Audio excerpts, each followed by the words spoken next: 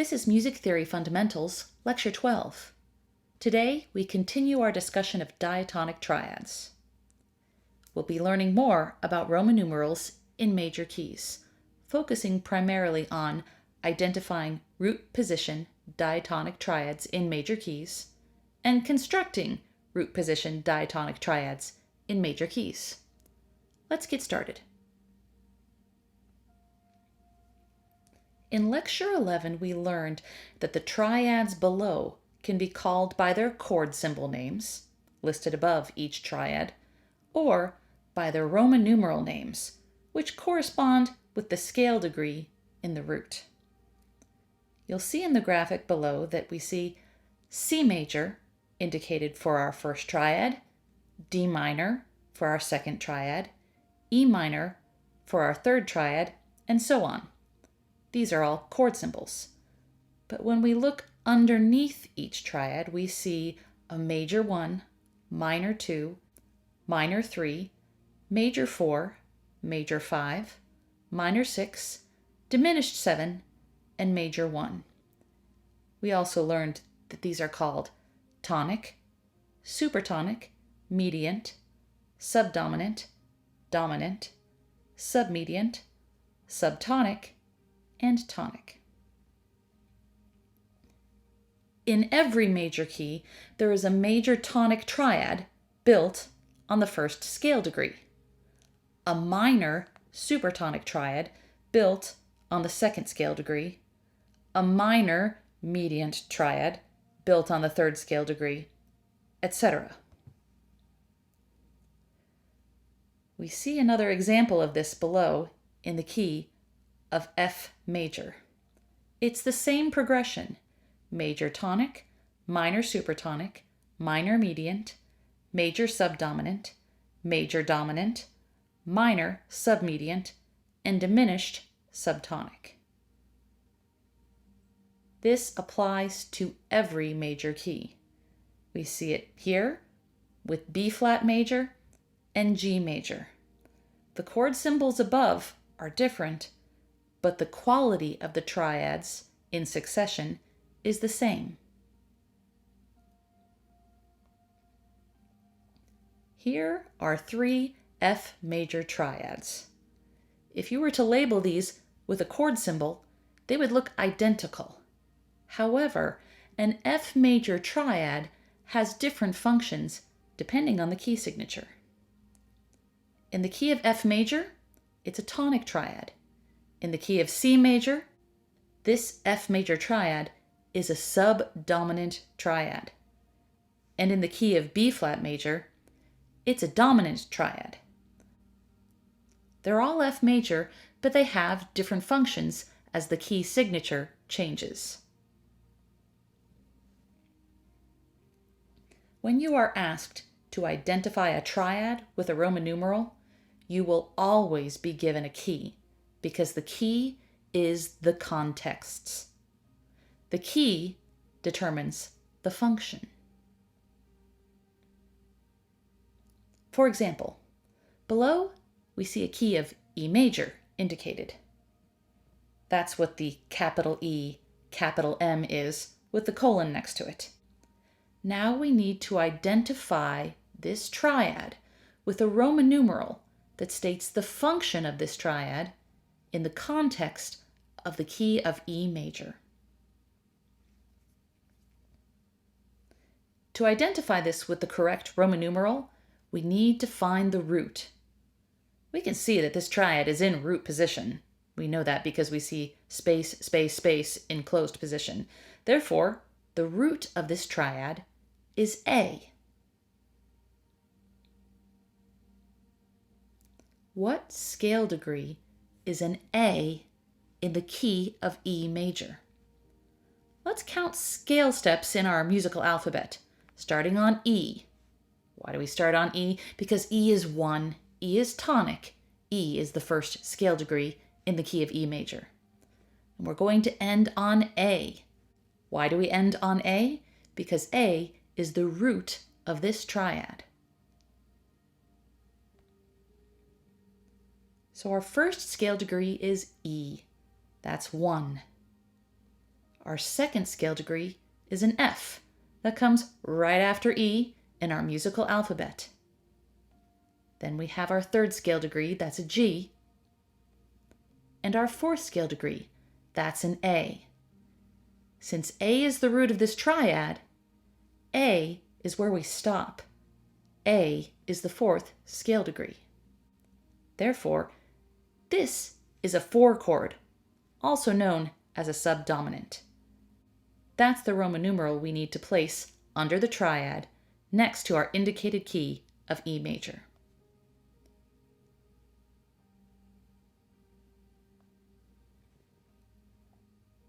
Let's do one in bass clef. Here we see that the indicated key is D flat major. What Roman numeral would be assigned to the triad below in the key of D flat major? We start by finding the root of our triad, and that is an E flat. What scale degree in the key of D flat major is an E flat? We start on tonic, that's D flat, and we count scale degrees up to E flat. D flat is 1, E flat is 2. That means the root of this triad is the second scale degree. Because it's the second scale degree, we need the Roman numeral for 2. In a major key, the quality of the 2 chord is always minor. So we need to label this with a minor or lowercase supertonic Roman numeral 2. And that is lowercase I. Now let's say you go through all of these steps. You know that the E flat is the second scale degree. You know that you need a Roman numeral 2, but you can't remember, do I need uppercase I's or lowercase i's? If you forget the quality of a supertonic or second scale degree triad in a major key, you can always count half steps. This triad has a minor third in the bottom and a major third at the top. You already know that when there's a minor third in the bottom and a major third at the top, that's a minor quality triad. That means you need to use lowercase letters for your Roman numeral.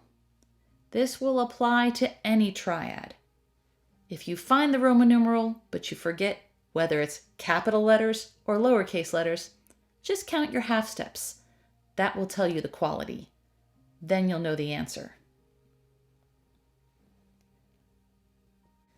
So what are the basic steps we need to remember for identifying diatonic triads with Roman numerals? Step 1. Find the root of the triad. If your triad is in root position, that's always going to be the lowest pitch. Step 2. Determine the scale degree of the root, counting up from tonic as 1. You'll always know what tonic is because whatever your key is will be indicated below the staff. It will say G major or A flat major or B major. That's 1, whatever that letter is. Count your way up until you get to the letter that's the root of your triad. Step 3. Convert that number, the number of that scale degree, to a Roman numeral. So if it's the 4th scale degree, you need a Roman numeral 4. If it's the 7th scale degree, you need a Roman numeral 7. Write that Roman numeral under the triad in line with the indicated key. Don't forget to use capital letters for major triads, lowercase letters for minor triads, and don't forget, if it's that diminished 7 triad, you need it in lowercase with the diminished symbol next to it.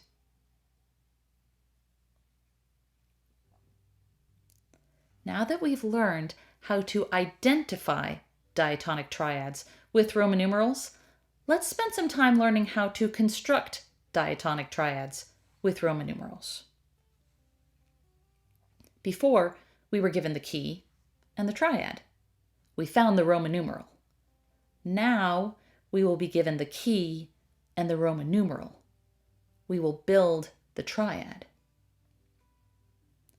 Notice that for both examples, a key is indicated. In order for us to determine the functional role of a triad, we will always need to know the key. Remember, the key is the context. Below this treble clef, we see a key of A major and a Roman numeral of capital V. That's a 5. Construct the triad. Since A is tonic, A is our first scale degree. We need to count up to the 5th scale degree to find the root of our dominant triad. Starting on A as 1, B is 2, C is our 3rd scale degree, D, that's our 4th scale degree, and then our 5th scale degree is an E. E is the root of the dominant triad in A major because E is the 5th scale degree in A major. We can place that E on the staff and build a root position triad on it. Here's our E. It's our 5th scale degree, and it's the root for a dominant triad. Now we place pitches on the 2 lines above to build our root position triad. There's only one thing left to do. Apply the key signature. In the key of A major, we have 3 sharps: F sharp, C sharp, and G sharp. Do we have any Fs, Cs, or Gs in this triad? Yes, we do. There's a G in the 3rd. That means we need to put a sharp sign before the G for this to be in the key of A major. This is our dominant triad in the key of A major.